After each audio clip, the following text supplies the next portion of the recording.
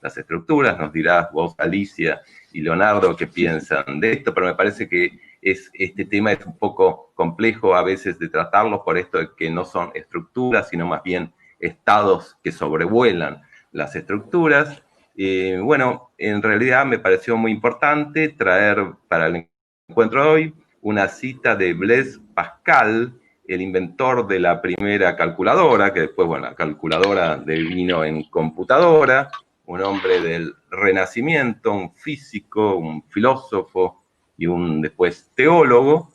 Una cita que está en uno de sus pensamientos de la parte del filosófica, y lo que él dice es que no hay nada más difícil que permanecer en reposo en una habitación, que todas las desgracias del hombre provienen de no poder permanecer en reposo en una habitación. Permanecer en reposo, por supuesto, no significa lo que estamos haciendo ahora, que estamos haciendo un trabajo intelectual o estar viendo una película o, no sé, haciendo alguna tarea doméstica o preocupados por la economía argentina o del mundo, sino estar en reposo es una metáfora de estar en relación con uno mismo. Estar en relación con uno mismo es una de las cosas más difíciles de hacer, según Pascal, y pasamos la vida, según él, todo nuestro tiempo tratando de engañarnos y de escaparnos de esta relación. No hay naturalidad de la relación con uno mismo, y bueno, ponemos un imaginario y un gran teatro, diría un psicoanalista, para faltar a la cita con el propio ser. En algún momento, bueno, hay que acudir en esta cita a través del psicoanálisis. Por lo tanto, estar en habitación, en reposo, es una de las cosas más difíciles de hacer. Se nos está pidiendo algo bastante heroico en estos días. ¿Por qué? Porque, bueno, para Pascal hay algo de lo humano, la condición humana, que está fallido de mano. En este sentido, Pascal le responde a sus dos hermanos intelectuales, Descartes y Montaigne, un poco más grande que él, encontraban sí una posible armonía en la esencia del ser. Pascal no encuentra esto, sino que encuentra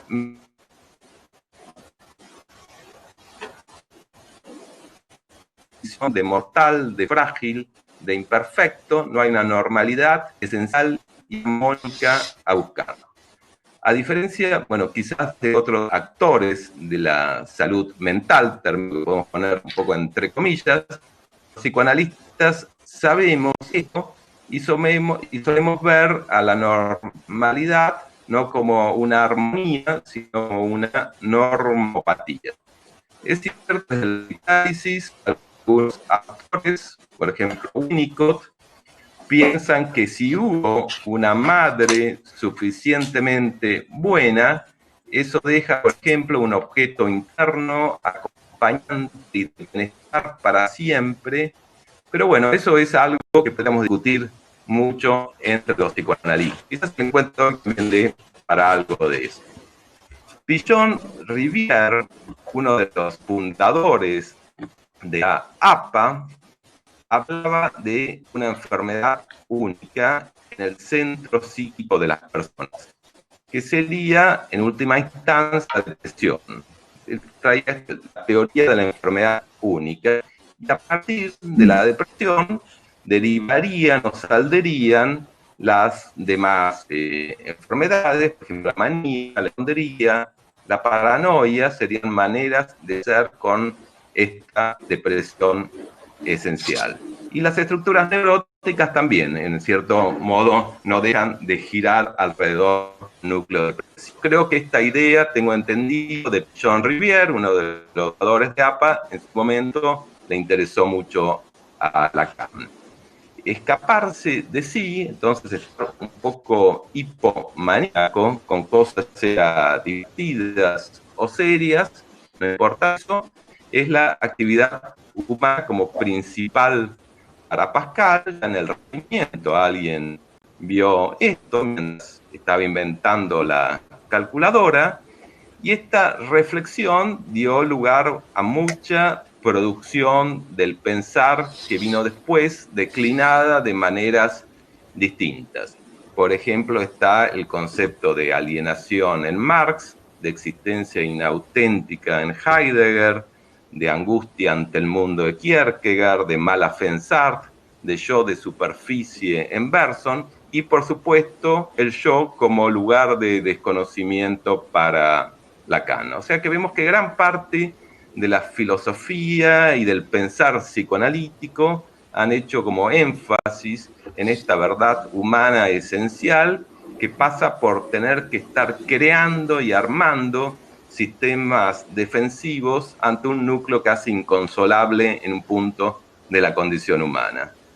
El psicoanálisis incluso, no sé qué pensarán Alicia y Leonardo, han visto, me parece, que las mismas fantasías inconscientes o el fantasma inconsciente, como querramos llamarlo, no son un non plus ultra, un no más allá, sino que también son un parapeto psíquico ante esta realidad inconsolable o gran abismo o núcleo de goce arrasador, y que si vacilan las fantasías inconscientes o trastabillan, la cosa se complica.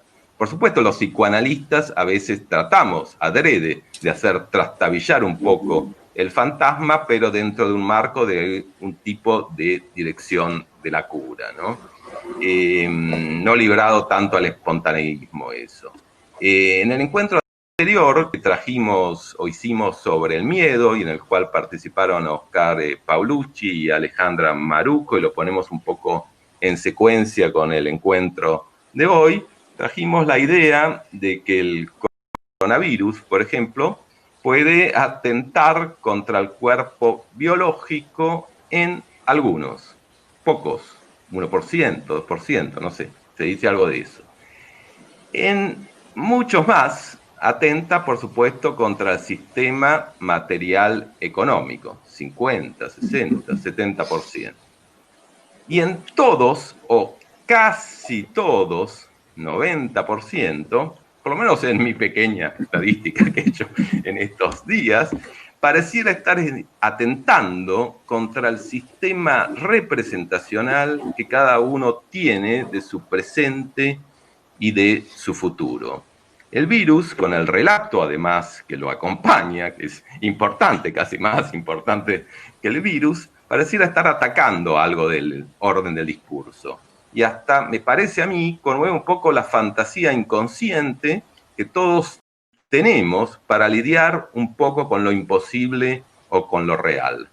También por eso, por lo menos lo que yo he estado un poco viendo últimamente, que al comienzo de toda esta situación había mucha producción onírica en los pacientes, que uno la podía entender como un buen funcionamiento del fantasma, lo ancestral sale a la luz y eso está muy bueno, pero también quizás ahora he empezado a pensar que el fantasma mismo, con este relato que el virus trae, está empezando a atacar un poco el buen funcionamiento del fantasma y de las fantasías inconscientes, y todos sabemos que cuando la fantasía inconsciente también tiembla y no funciona bien, más allá de que tengamos que analizarla, el virus, ante la vacilación del mismo y de la fantasía, se cuela algo del goce depresivo, ante el fracaso o la vacilación del fantasma.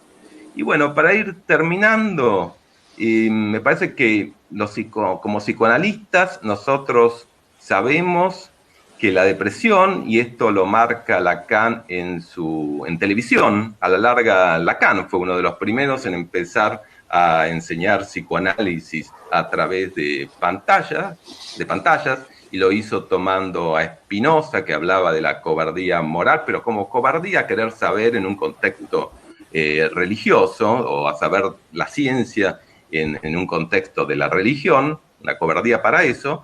Los psicoanalistas un poco sabemos que la depresión tiene a la larga que ver con un déficit del decir. A veces se ha dicho un déficit de un acto, o no animarse a un acto, pero a la larga un acto es un decir, un proceso de discurso. Eso desde el lado de la depresión. Desde el lado de la manía, más que un decir, hay un sobredecir o un decir muy mal articulado, ¿no? Ya fue definida desde la psiquiatría clásica la manía como fuga de ideas, ideas inconexas, un significante no remite a otro significante para tener un efecto sujeto. Hay sujeto en la manía, pareciera que desde el punto de vista lingüístico no, o es difícil conseguirlo. Y entonces, entre la falta del decir de la melancolía, donde el objeto perdido un poco arrasa, y la manía, donde se habla sin efectos de sentido, entre esa polaridad está el psicoanálisis con su ética del bien decir. Así que bueno, los escuchamos.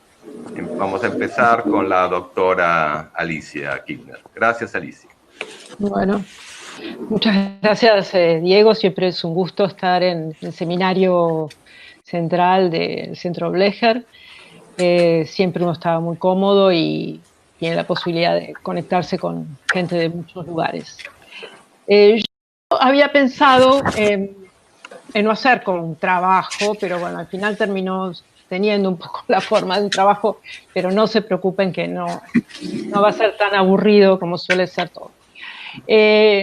Como fue tomando esa forma, le puse un título que dice: los trastornos del ánimo son fenómenos del sujeto. O sea, no son del cuerpo en el sentido de que no provienen del cuerpo, pero por supuesto tocan el cuerpo. Y también, como parece un trabajo todo esto, le puse un epígrafe que dudé mucho porque quería tomar un cuento de Borges, pero se iba a ser un poco largo leer por lo menos ese fragmento. Pero voy a leer los primeros 4 versos de un poema que se hizo muy famoso a propósito de este tema, que escribió Gerard de Nerval en el comienzo del siglo XIX, que se llama, está escrito en francés el poema, pero el título del poema es en español, ¿no? Es un gesto muy moderno de Nerval ponerle un título en otro idioma al poema. Y el poema se llama El desdichado, en español. Y acá tengo una traducción de Octavio Paz que me gusta mucho, que dice: yo soy el tenebroso, el viudo, el sin consuelo, príncipe de Aquitania de la torre abolida. Murió mi sola estrella, mi laúd constelado ostenta el sol negro de la melancolía. Sol negro, que como ustedes saben es la expresión que tomó Kristeva para hablar de depresión y melancolía. Torre abolida, que creo hay una editorial que se llama así. Bueno, en fin, hay un montón de referencias literarias que salen de este poema y que me parece muy bello, porque además el sol negro también hace referencia a algo que les voy a mostrar en un rato, que es el grabado de Durero, famosísimo, que se llama Melancolía. La historia de la medicina, la melancolía es descrita muy tempranamente como una disposición enfermiza. Enfermiza es como un término más moderno, porque la disposición en realidad era un temperamento para Hipócrates. ¿Qué es la diferencia entre estar triste y ser triste? Y bueno, lo llama así Hipócrates por su teoría humoral, pero lo interesante para mí, la diferencia entre Hipócrates y el DSM-4, es que Hipócrates intenta una explicación causal ya en el nombre, ¿no? Mientras el DSM-4 se queda exclusivamente con una descripción. Durante siglos, la melancolía arrastra su enigma, su densidad, su imposibilidad, su interpelación y un efecto fascinante. Yo creo que la manía no produce eso, ni la paranoia, pero la melancolía nos produce un enigma fundamental, ¿no? ¿Cómo puede ser que alguien esté así? Sería la pregunta, ¿no? Y incluso Freud mismo se rebela contra la idea de que alguien pudiera atentar contra su propia vida. Entonces Freud piensa que es a otro a quien se mata, como si no fuera posible matarse a uno mismo, ¿no? A mí me gusta mucho pensar, bueno, si no han leído el libro de Agamben que se llama Estancias, lo recomiendo mucho, tiene un capítulo que él dedica a la descripción de los padres, que los padres de la iglesia han hecho del monje melancólico, no lo llaman melancólico, lo llaman el monje asidioso, el asidioso, que está poseído por el demonio meridiano. Pero tanto Hipócrates como los sabios del medioevo hacen coincidir la melancolía con el hombre de genio y con la filosofía. O sea, para hacer poesía y filosofía hay que ser melancólico, para Hipócrates y para los padres de la iglesia. Aunque el asidioso es un desganado, un rencoroso, un desesperado, alguien que tiene la vía del deseo totalmente cercenada. Para Freud, en cambio, la melancolía no tiene alcance de validez universal. No es una estructura, como decía Diego, no lo pone entre la psicosis ni entre las neurosis, bueno, en algún momento la pone entre las neurosis narcisísticas. Es algo comparable al duelo, pero tiene una enorme diferencia que es la rebaja del sentimiento de sí. Y eso también lo llama Freud disposición enfermiza. Es una desazón de talante dolido, un dolor que no ha pasado por el dolor, una pérdida de la capacidad de amar los objetos del mundo. Yo diría que es una inmundaneidad. El melancólico está caído de la escena del mundo. Si uno empieza con la historia del duelo, a partir del artículo freudiano de 1915, el duelo ya da cuenta de lo difícil que es abandonar los objetos a los que se ha divinizado. Nadie quiere dar por perdido lo perdido. Eso es lo que ocurre generalmente en el duelo, ¿no? Pasado el momento en que el objeto en lo real falta, el sujeto no quiere anotar esa pérdida. Pero como en el melancólico se suma esta cuestión del sentimiento de sí, de la disminución del sentimiento de sí, alguien dice, me perdí el nombre del libro, Estancias de Agamben se llama. Dice Freud de un modo muy sarcástico y un poco divertido, dice, supongamos que toda esa inferioridad del sujeto melancólico fuera verdad. ¿Por qué hay que estar enfermo para reconocerla?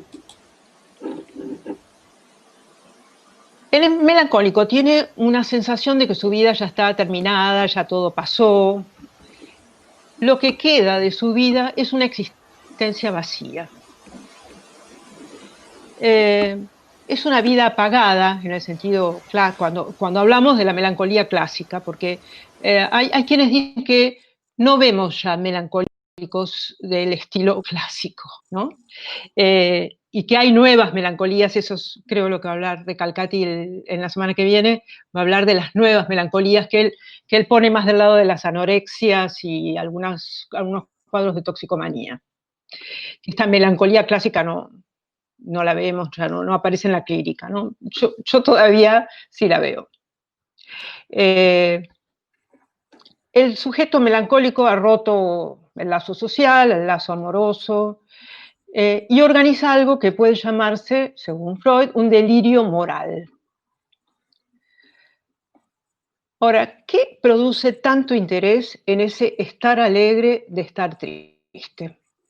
Ahora le pido a Guille si puede pasar medio como rápido. Bueno, este es Hipócrates por si no lo conocen, pero quiero mostrarles algunas de las muchas, seguí Guille con las ventanas.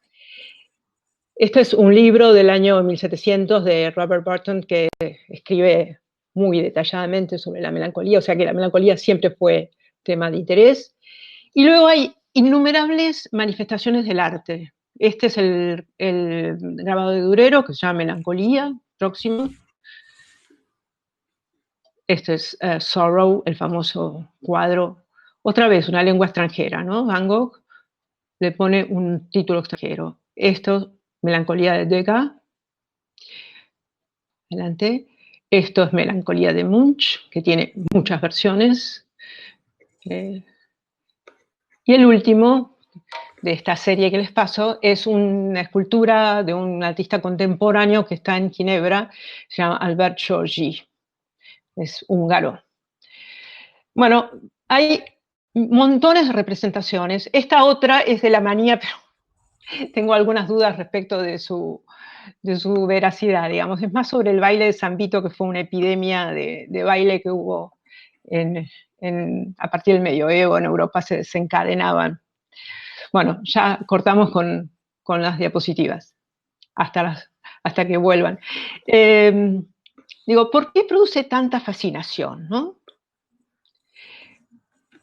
Y entonces la pregunta que hacía Diego, me parece al principio, es ¿cómo caracterizar la melancolía? Si está del lado de la neurosis, si está del lado de la psicosis, si está del lado de la represión en la neurosis, si participa del fenómeno de la conclusión en la psicosis. Y para empezar voy a retomar las palabras de Diego recién, que es que para el sujeto hablante el lenguaje es testimonio de la pérdida de la cosa. Yo sé que van a decir, bueno, todos los lacanianos dicen lo mismo, y así empieza. Pero si tenemos el lenguaje es porque hemos perdido la cosa. El lenguaje nos consuela de la pérdida de la cosa, pero al mismo tiempo nos obliga a hacer una especie de duelo primordial. Hemos perdido el contacto con la cosa misma. Luego de este duelo primordial vendrán los duelos contingentes de la vida que a cada uno le toquen, pero yo diría que para empezar a ubicar la melancolía en algún lugar de la psicopatología, podemos decir que en la psicosis hay un rehusamiento, una Versagung, de ese duelo primordial. No hay duelo por la cosa. Y por lo tanto, el paranoico mantiene con ella una proximidad insoportable. Es una proximidad que no es del orden de la pérdida, sino de un exceso de presencia y que se articula con el goce del otro. El paranoico cree que el otro lo quiere perjudicar. La palabra perjudicar es una palabra bien paranoica porque tiene que poner en juego la ley.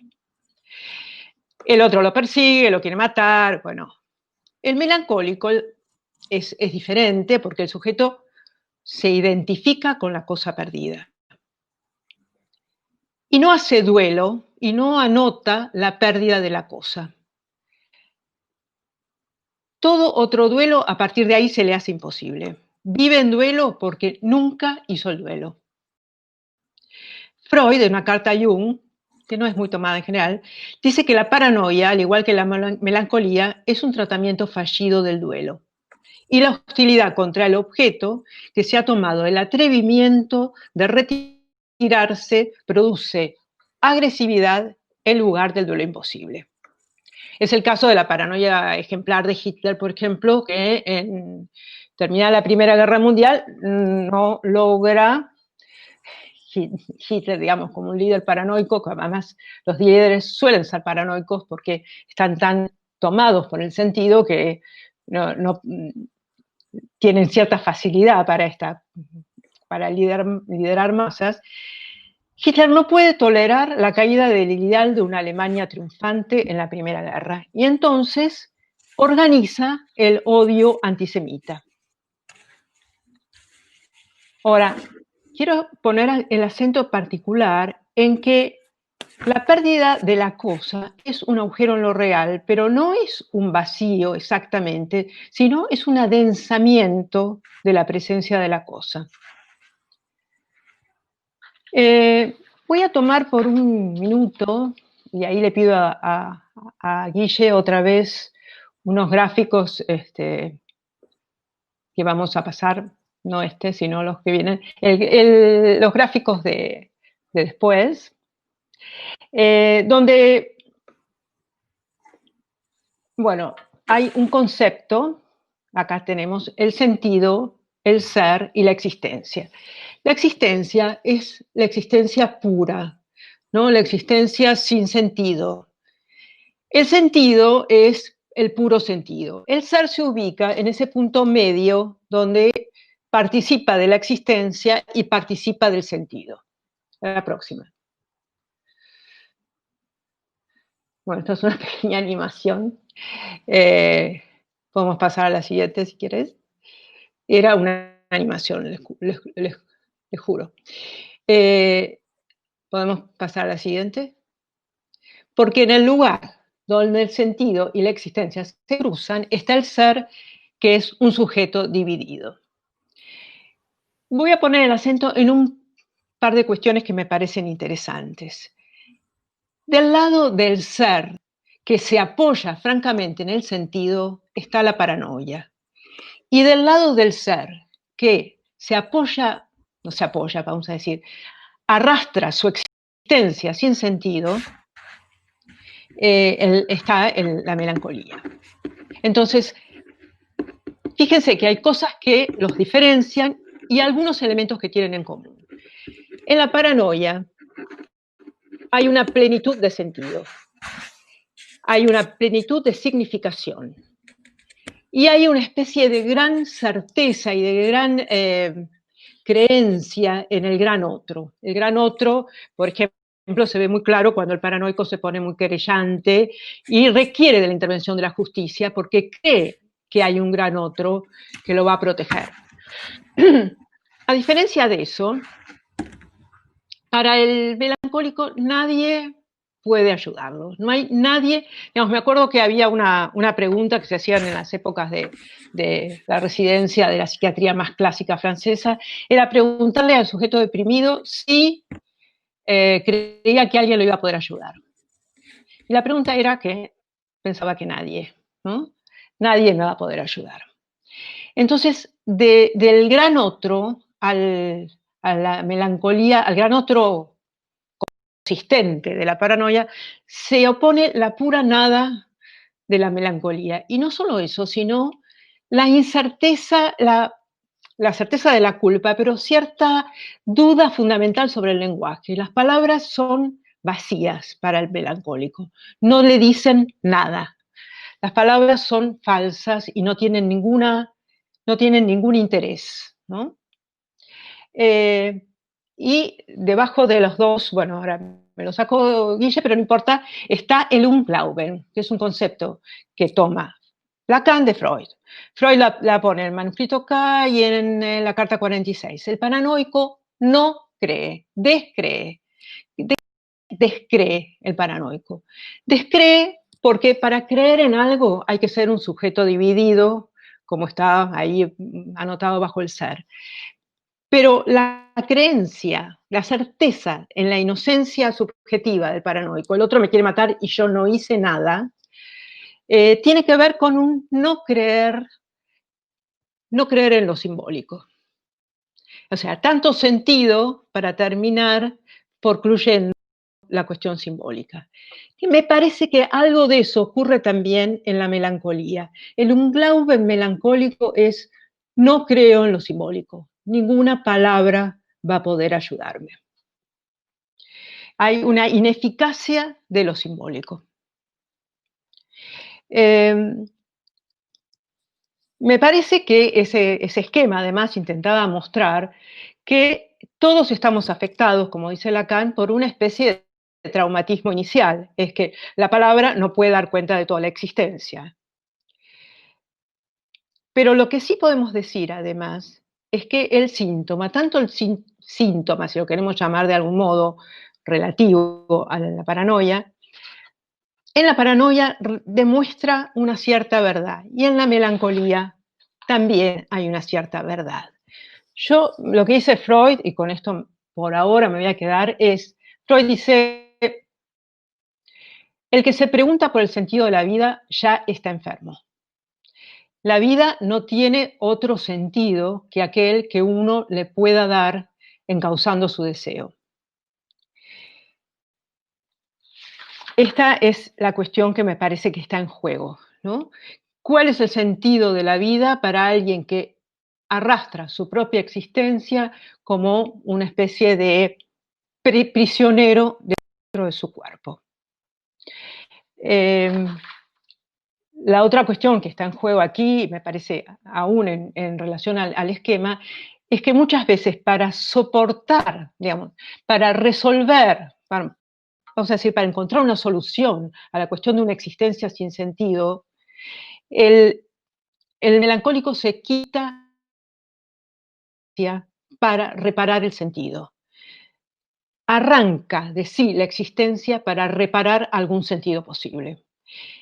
Y aún más para terminar, voy a decir que no todo suicidio es un pasaje al acto melancólico, ni todo pasaje al acto es necesariamente un suicidio. Bueno, acá paramos y después retomo. Bueno, muchas gracias, Alicia. Muy interesante todo el desarrollo que has hecho. Nos vamos sumando planos, ¿sí? Y vamos a ver ahora, esperamos a Leonardo, ¿sí?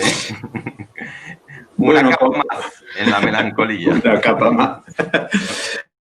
No, como se habrá podido ir viendo, es un tema tan enorme que poder exponerlo en unos pocos minutos sería una proeza maníaca. Y si me quedase callado, perplejo, sería un sucumbir melancólico. Ahora, voy a intentar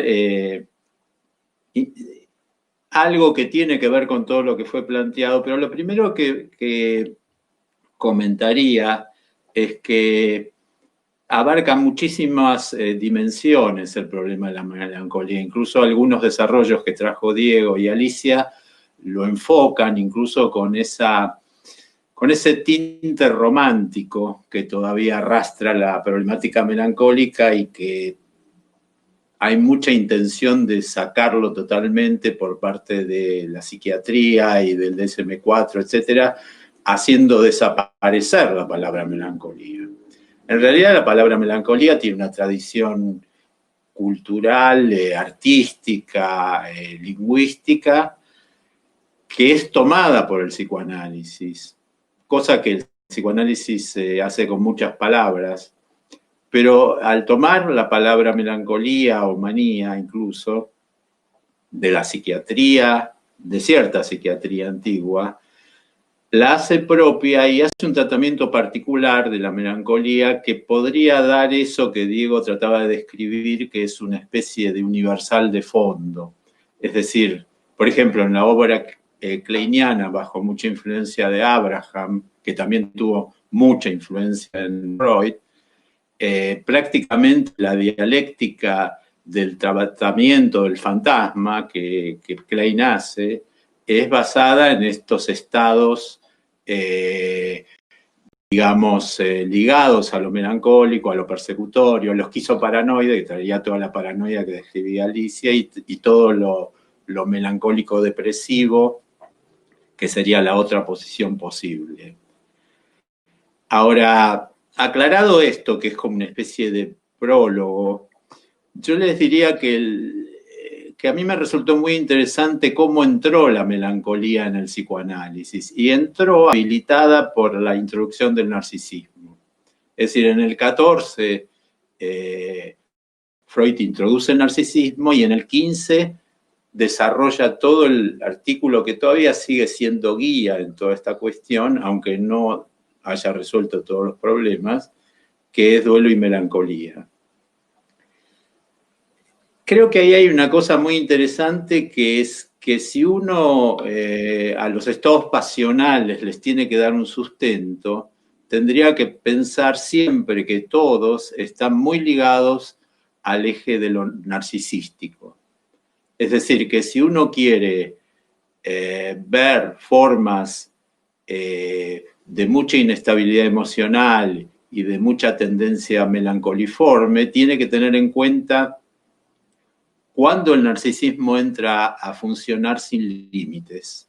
Es decir, cuando no hay registro de la falta. Que esto es muy de Lacan, que en el narcisismo no hay posibilidad de describir una falta. Por lo tanto, no es concebible que algo no esté. Y frente a lo que no está, surge el estado maníaco, muy trabajado por Klein, de la omnipotencia, la idealización, la negación, la disociación, todos los recursos para no admitir que algo no está, o si no, tenemos la figura que yo creo que es una de las metáforas más fuertes de Freud, que es que la sombra del objeto cae sobre el yo y que nunca sabemos bien a qué se refirió con eso. Es decir, hay un objeto que no existiría como tal y sin embargo tiene capacidad de producir una sombra. Es decir, hay cierta cuestión ahí en juego de un objeto inexistente que yo diría que es el objeto pulsional, que más adelante en Lacan se definirá como objeto A, que si no encuentra algún grado de soporte, incluso si no se logra constituir como tal, termina reposando sobre lo que dicen radiofonía y televisión, sobre el alma del sujeto. Es decir, que no hay manera de resolver eso.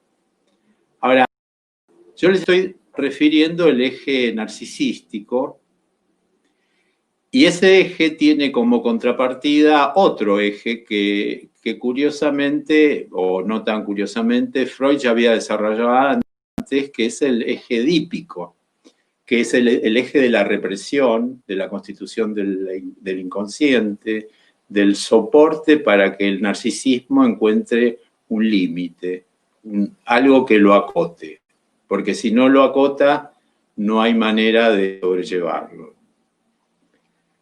Y ahí viene toda una cuestión muy interesante que Freud la estaba desarrollando antes del Duelo y Melancolía, que es la temática de la dinámica de la represión.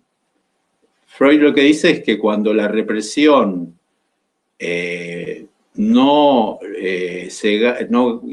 logra su objetivo de poder contener cierta situación, puede fracasar, y al fracasar, en ese momento libera una cantidad de energía que es ligada mucho al humor, al estado maníaco. Es decir, que para Freud el estado maníaco derivaría de una desaparición de la tensión producida por la represión, y esto está muy desarrollado en el chiste y su relación con el inconsciente. Es decir, el humor en general, o lo más hilarante, o lo más, digamos, maníaco, tendría que ver cuando la represión ya no opera. ¿Por qué no opera la represión? Ahí podríamos tomar algunos comentarios que hizo Alicia y dio a entender Diego en cuanto a cierta cuestión de vacilar el fantasma, porque hay algún grado de fracaso de la represión. Es decir, que la represión como barra de represión sería la garantía de que de algún modo el narcisismo está acotado y no se hace ese tipo de desarrollo tan expansivo que vemos en los cuadros maníacos o melancólicos. Hay una cuestión que estuvieron comentando que a mí me gustaría tomar, que es diferenciar todos los desarrollos que hace el psicoanálisis acerca de núcleos melancólicos, aspectos melancólicos, un estado melancólico o depresivo durante el duelo, de lo que es la melancolía vera como estructura clínica, digamos, depresiones mayores, o los cuadros bipolares que ahora se califican desde la psiquiatría, que quizás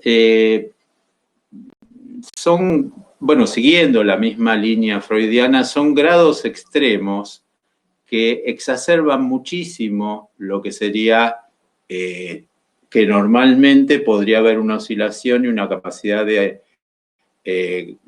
estar triste o de cierto grado de depresión dentro de la neurosis. Y creo que ahí habría que entender un poco más cómo la asunción de alguna dimensión se hace insoportable. La idea que yo podría proponer en ese sentido es que la lógica general del pensamiento de Lacan está basada en que la subjetividad se construye a partir de una ausencia. Un poco la fueron nombrando, es la ausencia de una posibilidad instintual, la ausencia en cuanto a pérdida del pecho materno, la ausencia en cuanto a la nominación de las cosas, el hecho de nombrarlas. Y a partir de eso se constituiría un sujeto. Pero esa ausencia, que podríamos llamarla privación o un grado de inexistencia en lo real, hay que construirla. Es una especie de paradoja, que algo que no hay que hacer que no haya. Ahí estaría el concepto de castración freudiano incluso, que es algo que en algún sentido se debe lograr que no exista. Si es que no se logra que no exista, se nos empiezan a presentar estos problemas que estamos tratando de entender. ¿Qué pasa cuando no se logra que no exista lo que no está? Esta sería una orientación general al trabajo del duelo. Es interesante pensar que es uno de los pocos casos donde Freud habló de trabajo inconsciente, que es la construcción de aquello que se perdió como ausente. Y eso que se perdió, para ser construido como ausente, requiere de una cantidad de acúmulo de, bueno, en Freud serían de huellas némicas alrededor de ese agujero de la falta, hasta que se constituya un borde y deje de ser un vacío para configurarse como un agujero que se pueda concebir. Ahora, eso que se pierde, en algún sentido, Lacan lo entra a trabajar de un modo un poco diferente al concepto de Freud. Después voy a comentar algo de lo que plantea Lusch sobre esto. Pero la diferencia es que la pregunta que un poco Freud la destaca no es solo qué perdí, sino qué es lo que perdí con lo que perdí, sino la que introduce Lacan y que sería la interesante es qué fui yo para el otro y qué fui yo como objeto causa para el otro. Ahí sería interesante ver el esfuerzo que significa dar sentido a lo que yo soy para el otro. Que eso es un poco algo que me parece que Alicia lo estuvo tocando, después lo podemos conversar acerca del significado del sujeto para el gran otro, si tiene lugar. En ese sentido es el mismo problema que hay en la psicosis, es si uno tiene lugar en el gran otro para existir como sujeto. De algún modo se plantea que el otro lo dejó plantado al sujeto, que es un poco lo que vemos en Schreber, es decir, no hay una posibilidad de constitución subjetiva. Ahora, para no desviarme demasiado y generalizar con la psicosis, sí tenemos que tener en cuenta que la posibilidad de que una melancolía alcance la dimensión que implique un suicidio melancólico inclusive, requeriría de que estemos ya dentro netamente del campo de la psicosis. Y sí, es algo que comentaron, hay dos rasgos que destaca Freud sobre cómo podemos medir que estamos en el campo de la psicosis, y es que hay un delirio de insignificancia a partir de la sombra del objeto que cae sobre el yo. Y la segunda cuestión que es esencial es el autorreproche. Es decir, que no es una posición lánguida, melancólica. Ahí habría que ver si, tomando lo que decía Alicia sobre la asidia y todo el desarrollo de Agamben, si la dramática del melancólico es como lo asidioso de Agamben o es una especie de enorme combate interior que debe aniquilar algo, quizás en la búsqueda de que en esa aniquilación, en algún lugar, se resuelva una posibilidad de existir, que es un poco lo que Alicia dijo de una intención subjetivizante del suicidio melancólico, o es que en algún sentido, frente a la dificultad de que logre algún grado de existencia, es decir, de sentido, de significación, de sostenerse en el significante, debe desaparecer. Quizás como una apuesta hacia que los demás signifiquen lo que él fue. Yo creo que este es un mensaje interesante que siempre me llamó la atención. ¿Por qué el suicidio melancólico deja tantas víctimas? Es decir, no es un suicidio discreto, es un suicidio dispuesto a perturbar a todo el mundo, cosa que vemos en la clínica y se ve frecuentemente. Y produce unos efectos extraordinarios, a tal punto que muchos héroes terminan suicidándose, a veces melancólicamente, pero dejan una impronta de significación trascendental.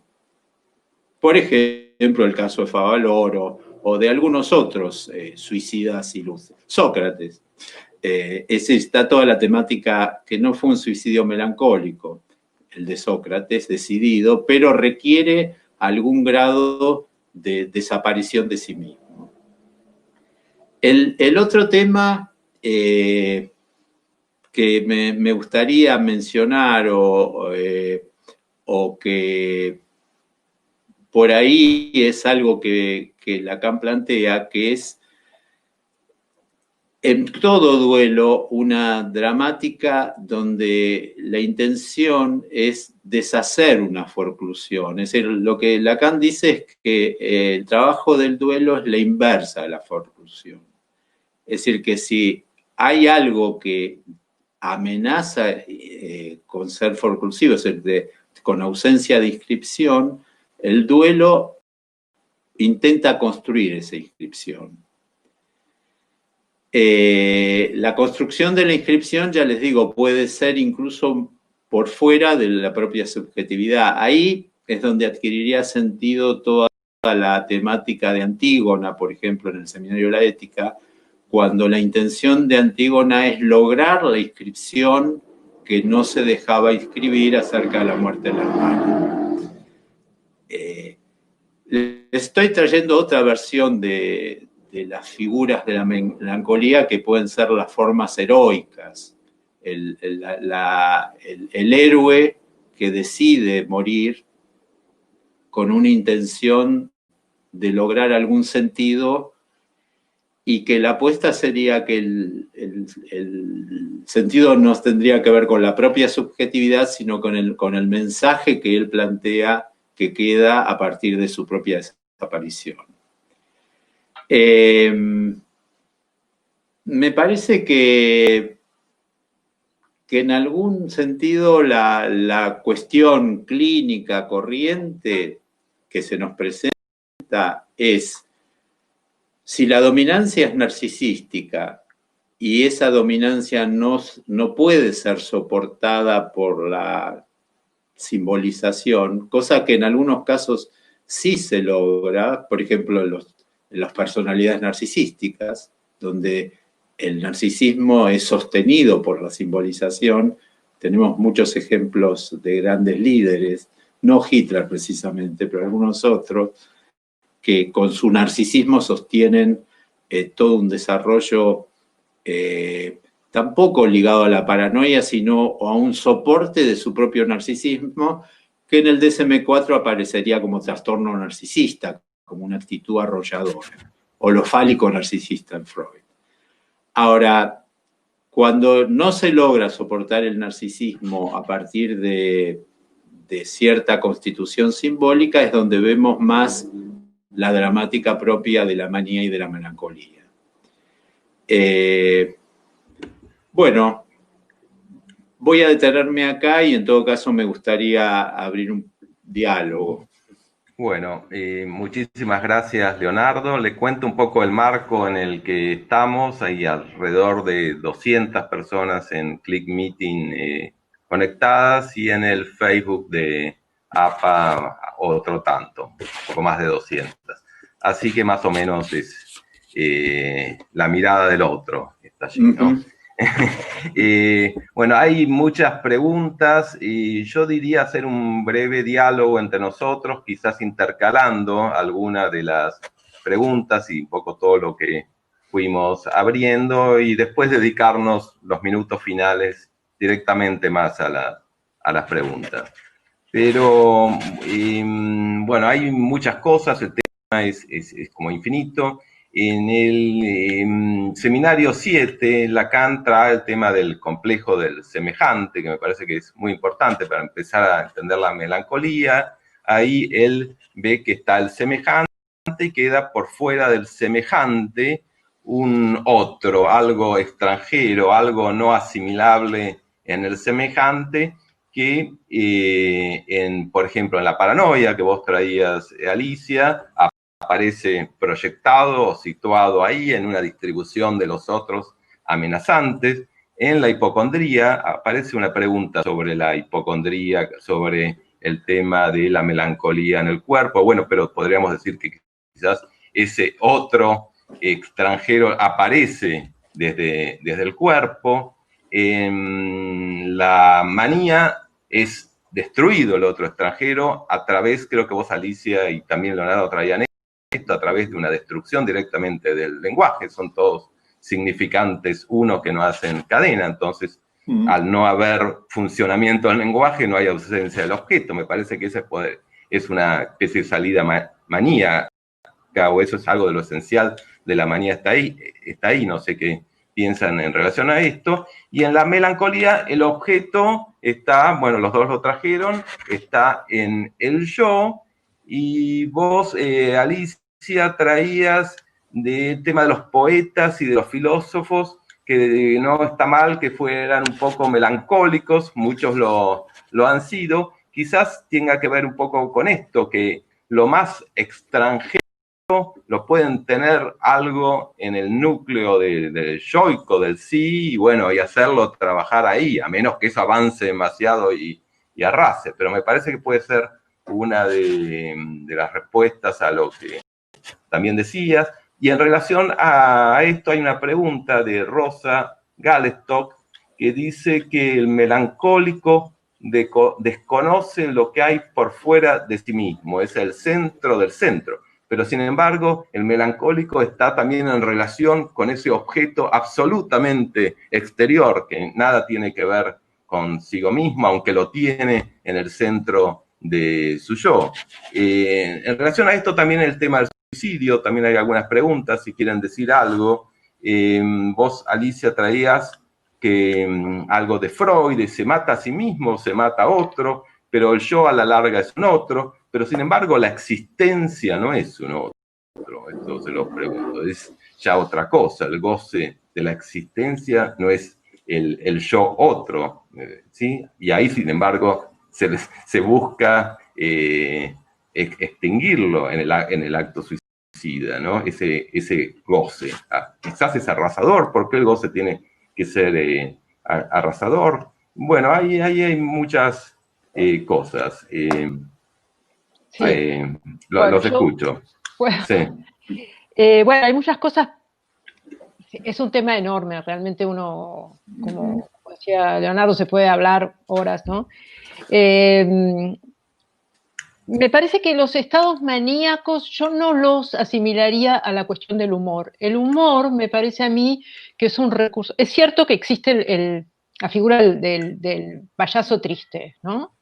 Del tipo que hace más bien desde la tristeza se hace humor, ¿no? Y que el humor no es el estado maníaco. El maníaco, para mí, tiene un humor, hace chistes muy malos, digamos, en el sentido de que no le saca el jugo al lenguaje como hacemos los neuróticos. Los neuróticos, me parece que tenemos una sutileza en eso del lenguaje que al maníaco le falta. El maníaco puede hacer juegos de palabras porque le vienen bien a su asociación de fuga, ¿no? De como las palabras fluyen metonímicamente, pero no sé si hace buenos chistes. Ahí me algo al respecto como, bueno, el humor es un poco más maníaco, si es algo de esto, digamos, ¿no? Respecto, bueno, quedó pendiente lo que ibas a decir, Leonardo, del trabajo del duelo, ¿no? Que Freud habla de trabajo del sueño y trabajo del duelo. Las palabras trabajo las usa ahí. Pero a mí me parece que lo que dice Alush es como bastante revulsivo, porque lo que dice es, para Freud, el duelo, por lo menos en Duelo y Melancolía, el duelo es como un duelo del obsesivo, ¿no? Como cambiar un objeto por otro. Y él dice, eso no es posible, no es posible cambiar un objeto por otro. En el sentido de que, si supongamos un duelo medio trivial, una chica está de novia con un chico y después el chico la deja y la chica está muy triste, hace el duelo y después tiene otro novio. Bueno, entonces reemplazó al novio 1 por el novio 2 y entonces está concluido el trabajo. Y yo aún ahí, en la cuestión más trivial, si quiere, porque no hablemos de pérdidas que son más irreparables, ¿no? No hay duelo que no deje marca, digamos. Lo que la chica tenía con el novio 1 no lo tendrá con el novio 2, ¿no? Entonces me parece que no hay duelo sin marca. Y eso, no sé si eso nos melancoliza a todos, digamos, si esas marcas que nos van quedando, esas cicatrices, nos marcan como... Porque a mí me parece que hay una cuestión ahí muy hueso duro de la melancolía, que es esta. ¿Qué pasa con un neurótico, un obsesivo, una histérica, que van por la vida más o menos ahí, y un buen día el marido la larga, el obsesivo pierde el trabajo, ¿sí? Y entran en una melancolización brutal, ¿no?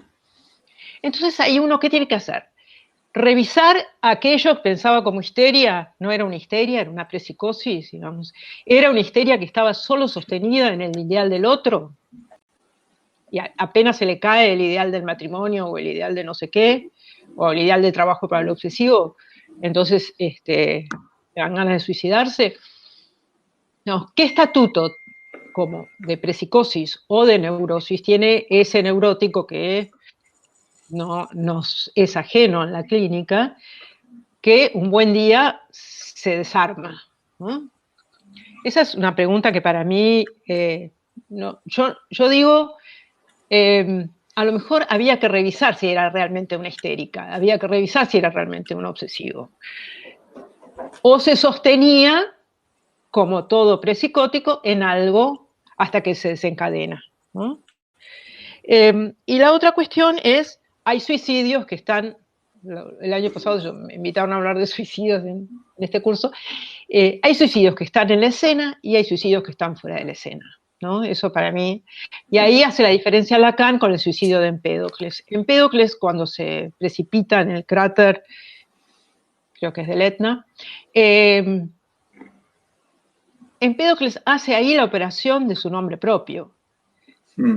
Entonces ahí me parece que no hay un suicidio por fuera. No, diría que no es un suicidio donde el sujeto se identificó al resto, ¿no? Más bien el sujeto se identificó a su nombre, que es otra cosa.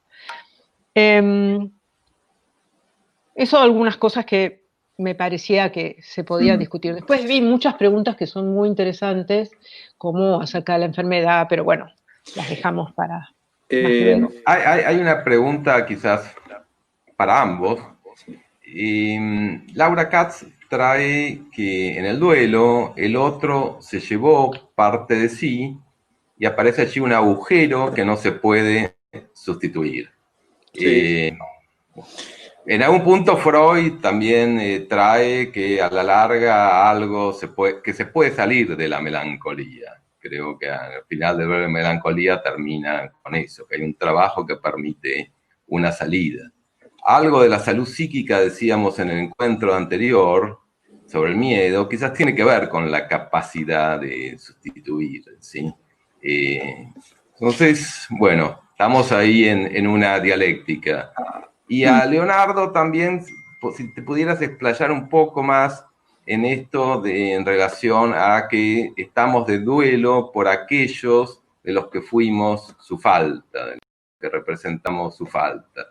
Si pudieras decir algo más de eso. Sí. Yo creo que hay dos o tres cuestiones. Una, voy a tomar lo de Alicia. Yo cuando lo vinculé con el tema del humor, no quise decir que todo humor es maníaco o que hay una relación directa, sino que me refería más al mecanismo de que para que haya humor, la represión tiene que disminuir o el gasto de la represión se transforma en el humor.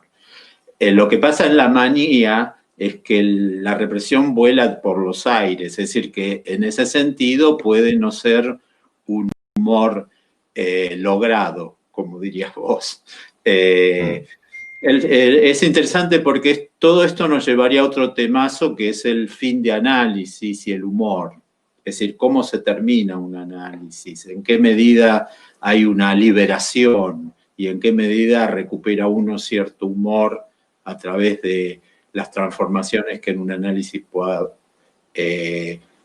Y algo que dice Lacan ahí es que en el final del análisis hay que estar atento de no melancolizarse.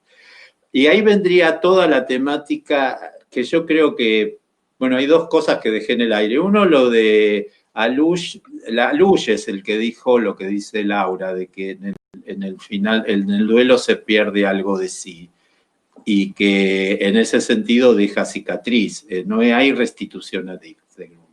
Es decir, que hay una pérdida insustituible.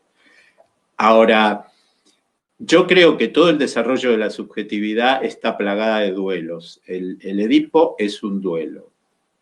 Y por eso, en algún sentido, Lacan plantea que Edipo hace su complejo de Edipo en el transcurso de la tragedia. Va siendo como el duelo hasta que termina arrancándose pedazos. Habría que especular si no termina melancolizado al arrancarse los ojos y en todo ese proceso. Ahora, otra cuestión que quiero tomar es que no nos tenemos que olvidar del rol del super-yo. Y es ahí donde Freud dice que en ese momento le atribuye al super-yo ser puro cultivo de la pulsión de muerte. Es decir, que lo que lleva a la muerte al sujeto es la descarga plena de la pulsión sobre sí. Y ahí yo plantearía que el eje narcisístico del cual yo hablé antes está íntimamente relacionado con lo pulsional. Es decir, que narcisismo y pulsión arman una dupla que si no hay amortiguación es lo que lleva a toda la lógica de la pasión. Es decir, que lo sin límite pasional se produce cuando la pulsión y el narcisismo interjuegan sin acotamiento. Lo otro que señalaría, y es un poco tomando lo que traía Alicia, hay un autor que a mí me gusta mucho, psiquiátrico, que es Agop Akiskal, que es el que trajo el concepto de espectro bipolar. Es decir, que todos somos un poco bipolares. Es decir, no es que algunos lo son, sino que todos en alguna escala. Incluso él le da un interesante sustento antropológico y evolutivo, y lo vincula con la sexualidad y con toda una especie de tipología, digamos, que no es exclusiva del que tiene una bipolaridad, sino todos somos un poco bipolares. Y ahí yo tomaría lo que Alicia traía, bueno, ¿qué pasa con alguien que se deprime mucho aún siendo un neurótico? Yo creo que a pesar de que Lacan da a entender de que la psicosis se produce por forclusión inicial en el desarrollo de la subjetividad, hay posibilidades de psicotizarse por excesos de traumas o por eventos que digamos, desequilibren la subjetividad. Quizás, por supuesto, dentro de una cierta fragilidad subjetiva, pero no necesariamente la neurosis es garantía absoluta de ausencia de psicosis. Incluso está el famoso caso de la psicosis histérica, que siempre nos deja la duda y que, bueno, tantos debates trajo acerca de si existe, si no existe, y en qué medida hay alternativas de vinculación entre la psicosis y la histeria, por ejemplo. Ahora, me parece que es cierto eso de que cierto tipo de suicidios, por eso yo lo mencioné al pasar a Sócrates también, como que no es melancólico, sino que es una decisión del sujeto que puede afirmar su identidad o generar, como bueno, en el caso de Antígona, que decide morir, o muchos héroes trágicos que de algún modo resuelven una cuestión por vía de su muerte. Bueno, Hamlet mismo, en algún sentido, que es donde trabaja más Lacan el duelo, alrededor de toda la temática de Hamlet, pareciera que él resuelve su dificultad de resolver el duelo a partir de decidir de algún modo morir, matar y morir. Es decir, que el final de Hamlet es, bueno, el año pasado lo estuvimos discutiendo en alguna mesa, es el único acto decidido de Hamlet, es el acto final donde él muere. El resto era si era un histérico, si era un obsesivo. Ahí habría un caso, igual Lacan dice que no es un caso clínico posible, pero sería... Quizás podemos Sí. decir que la identificación histérica es la identificación a un rasgo del objeto perdido, la identificación melancólica es al objeto perdido, Al ¿sí? objeto pulsional. No a un rasgo del semejante, sino al mismo objeto perdido. Y en relación a esto, lo trajiste Leonardo, también me interesa la opinión de Alicia en relación a la instancia moral. Porque, Sí. bueno, en el melancólico el objeto perdido aparece en el yo. En el obsesivo le aparece más desde el super yo como demanda de lo imposible, ¿no? ¿Cómo un poco lo piensan esto? Ahí podríamos armar una diferencia entre el objeto perdido, según en qué instancia del psiquismo un poco se localice la diferencia entre cómo actúa en la melancolía o en la neurosis, ¿no? En una instancia definida que es el super yo o en el todo del yo, ¿sí? Bueno, ahí ustedes al comienzo, creo que vos, Diego, planteaste muy claramente la importancia del fantasma en toda esta cuestión. Es decir, que el tema es la solución que se le dé al objeto A. Ese sería el gran protagonista para la temática esta. Sería si el objeto A logra un lugar fantasmático y logra alguna respuesta subjetiva para lograr un lugar fantasmático, se podrá plantear muy dramáticamente, pero estamos dentro de la neurosis. Si el objeto A no encuentra un lugar y ni siquiera se constituye, como pasa en la psicosis, directamente el sujeto es objeto A, está identificado con el objeto A. Es la famosa identificación melancólica que plantea. Y esto, Alicia, en relación al suicidio y a una pregunta de aquí de Liliana Pérez, De que puede ir, Liliana Pérez, sí, ¿cómo justamente iba a la tomar están eso. viendo todos? ¿Cómo Bueno, lo hay un pensás? artículo muy, muy lindo. Voy a leer la pregunta porque está la gente de bueno. Facebook que quizás no puede leer Bueno. esta pregunta. La pregunta es, ¿el suicidio no sería un último intento, en este caso logrado, de faltarle al otro, de dividirlo, de escindirlo? Bueno, la pregunta me parece a mí muy interesante, ya se venía planteando todo este tema, en relación a la posición del sujeto con respecto al objeto en la pérdida, ¿no? Hay una famosa anécdota de Borges, pero creo que es una frase de otro autor que Borges le roba, que le preguntan a Borges, que se le había muerto la madre hace poco, si pensaba mucho en la madre, en una entrevista radial. Y Borges dice, el problema es que ella no me piensa a mí, ¿no? Sí. Pirandello, también. Sí, se lo roba otro, pero bueno, Borges se la pasa robando muy bien, ¿no? Con guante blanco. Que es interesante porque me parece que la solución para, digamos, una especie de solución para ti lacaniano, que es para poder elaborar un duelo, hay que salir de la posición de amado, de eromenos, ¿no? Y hacer la metáfora del amor y entrar en la posición de Erastés, del amante. Si uno duela como amante, sale mejor parado porque piensa en el objeto, que si uno está pensando que el otro ya no lo mira, que el otro ya no lo piensa, que el otro ya no lo ama, ¿no? Y ahí me parece, bueno, ahí está la pregunta de Lili Pérez, es muy constitutivo, digamos, del sujeto. En la pubertad se ve mucho esta fantasía suicida de faltarle a los padres, ¿no? Sí. Mis padres me castigaron porque hice no sé qué, ahora yo me mato o yo me muero y les falto, y los castigo con mi falta. Que me parece que es una posición, bueno, es una posición que uno puede mantener a lo largo de toda su vida. Ver quién es uno para el otro, ¿no? Que es la gran pregunta histérica, además, ¿quién soy yo para vos? ¿No?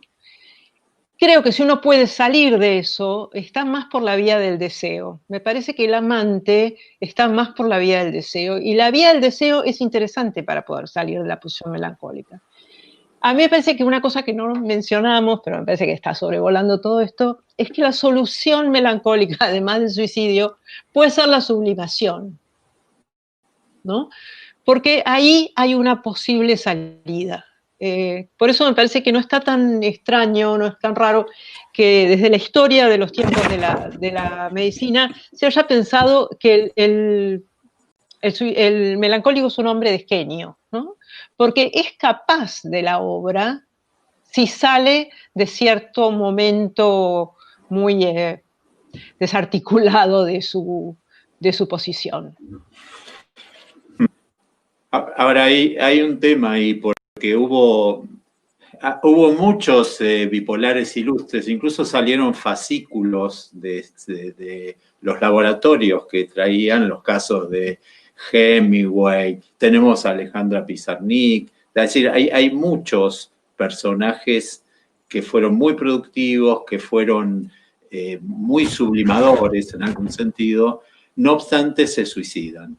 Es decir, no alcanza la sublimación. Es verdad que a veces la sublimación resuelve algunas cuestiones, pero me parece interesante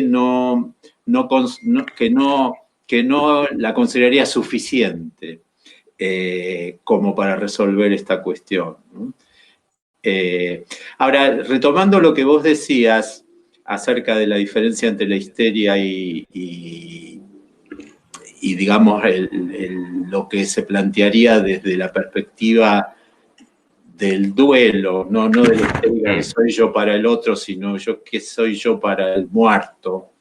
El giro que da Lacan es ¿qué fui yo de objeto causa para el muerto? ¿Qué fui yo de objeto A para el muerto? Es una pregunta muy difícil de responder, porque ya está muerto y yo reconstruyo solo con testimonios, pero además es todo un lío saber qué fue uno en esa dimensión de objeto-causa.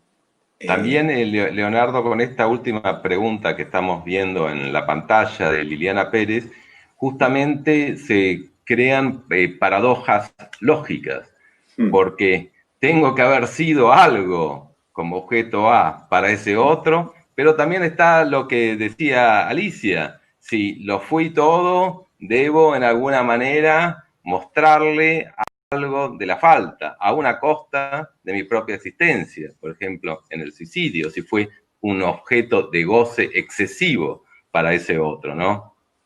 Hay como situaciones muy paradojales. Estamos acá también navegando en los términos medios, ¿no? Cuando ahora, es imposible saber quién fue uno para el otro, digamos.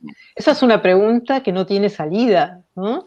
¿Quién fui yo para vos? ¿Quién soy yo para vos? ¿No? Que es una pregunta absolutamente inútil y bueno, además en el momento, el psicótico, cuando se siente como objeto de goce del otro y no de deseo, toma estas medidas de que vos trajiste, ¿no? Claro, por eso... Ahí sabe el psicótico, con una certeza. Sí, como Schreber sabe Sí. que es el objeto del deseo de Dios, digamos, el objeto causa, El ¿no? goce de Dios. La mujer de Dios.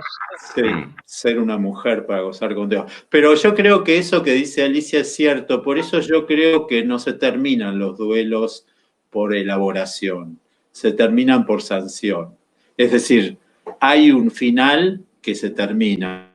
En ese sentido es interesante seguir los rituales religiosos acerca del duelo. Por ejemplo, la religión judía al año se tiene que terminar y no hay derecho, digamos, dentro de ese contexto cultural, a hacer más duelo que los justos, dicen, que el hombre, que el santo vendría a ser. No se puede sufrir tanto.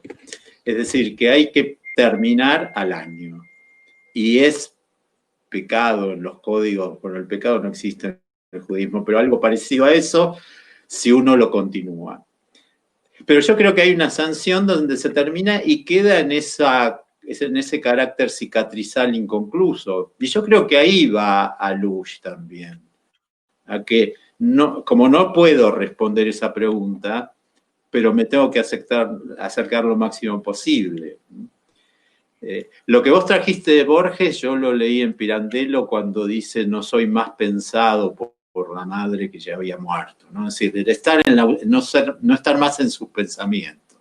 Es decir, sería algo así como existir en el otro, ¿no? Pero un otro que ya no está y que hay que elaborar ese no existir. Lo otro es interesante, ¿por qué no se puede hacer duelos antes de la muerte? Es decir, ¿por qué nadie puede ser velado la víspera de la muerte, como decían algunos personajes? Es como si fuese que el duelo solo se puede desencadenar frente a la falta objetivada en lo imaginario, es decir, cuando el otro ya no está. El otro obtura. Hay una pregunta con la cual, que tiene que ver con esto que están trayendo y con la cual quizás podríamos ir terminando, que es una pregunta clínica que hace a la transferencia y tiene que ver con la impotencia del analista de que siente que no puede sacarlo con sus palabras al melancólico de su posición. La pregunta es de Rosa Galestock, ¿sí?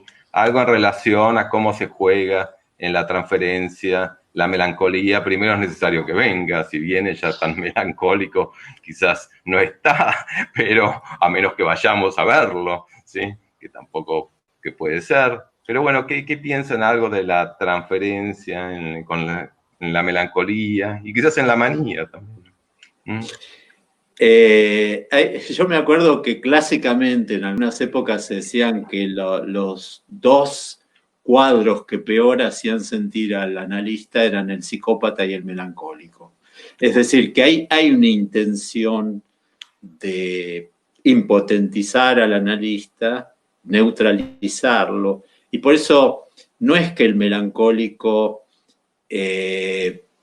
sea un ser amoroso o amable, es decir, al contrario, es decir, es muy desagradable y en algún sentido quiere hacer sentir mal a los otros. El otro tema que es interesante es que los estados depresivos, no necesariamente melancólicos, aunque la melancolía también en algunos poetas lo tiene, le dan una lucidez particular. Es decir, como si se acercasen mucho más a la verdad. Es decir, hay una pérdida de pudor a partir de la decisión y hay una especie de señalización de dónde está en juego la verdad, digamos. Y ahí también habría algo con el escritor melancólico, con el poeta melancólico, que es capaz de acercarse a dimensiones que hay que atreverse a acercarse a eso. Bueno, yo voy a citar a Kristeva, que me gusta mucho, un pasaje de Sol Negro, donde ella dice algo muy lindo sobre esto, porque ella habla de los escritores ahí, y dice que la narrativa sutura mucho mejor que la poesía. Claro. Porque la narrativa hace como un punto que va a un tejido, ¿no? Claro. En cambio, la poesía hace explotar el sentido. Claro. Sí. Entonces, no serviría mucho para cicatrizar la herida. Bueno, eso es una idea interesante y además sumamente poética, pero sí me parece que hay algunas situaciones. Bueno, yo recuerdo un compañero mío de la residencia, donde Leonardo nos venía a enseñar Freud. Pequeño homenaje te hago, Leonardo. Gracias. Y un poco de Lacan también. Me acuerdo. Que tenía un paciente que le decía, yo me voy a matar y acá va a haber 2 fracasados. Claro. Y yo. Claro. Bueno, que es la posición en que se coloca el melancólico que impotentiza, porque no hay palabra que le sirva. Toda palabra es una especie de falseamiento, como una hipocresía, no hay nada que lo toque de verdad, ¿no? Bueno, bueno no por, sé, eso, claro. Sí. Por eso es vehículo del goce directamente. Es decir, que es un instrumento en ese momento y en esa identificación. Porque habla, pero el habla lo usa no como con una intención de alcanzar un sentido, sino de destruir. Es decir, por eso creo que ahí estaría lo desagradable y lo difícil de la cuestión, ¿no? Por eso quizás un camino para abordar las melancolías es no compadecerse demasiado, sino más bien ver si hay alguna chance de asumir uno en lugar de un super yo más fuerte que ese que está operando en ese momento. Por eso... me parece que el tema es la implicación del sujeto, ¿no? Tanto la paranoia como cualquier otro cuadro, inclusive la melancolía, es cuánto el sujeto es capaz de implicarse en eso que dice, ¿no? Sí. A mí, yo creo que, como diría una amiga mía que se llama Liliana Polaco, es en la escucha. Uno puede llegar a concluir que el paciente no tiene salida, por ejemplo. Por lo menos no con uno, por ahí con otro sí. Alguna maniobra en la transferencia a veces es interesante, como por ejemplo decirle, usted tiene mucha razón de estar así. Sí, por eso. Es todo lo contrario de lo que le viene diciendo la familia, que pum para arriba, etc. La paradoja, o de no una especie de compadecimiento dolido. Sí. Y bueno, son maniobras que uno hace sin apuestas, sin saber el resultado final.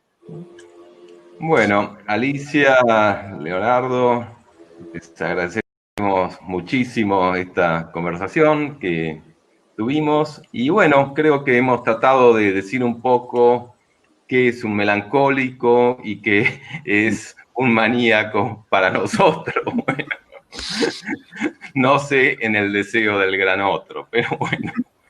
Algo hemos dicho. Le agradecemos muchísimo a todas las personas que nos han seguido por las preguntas que han hecho. Evidentemente no seleccionamos algunas.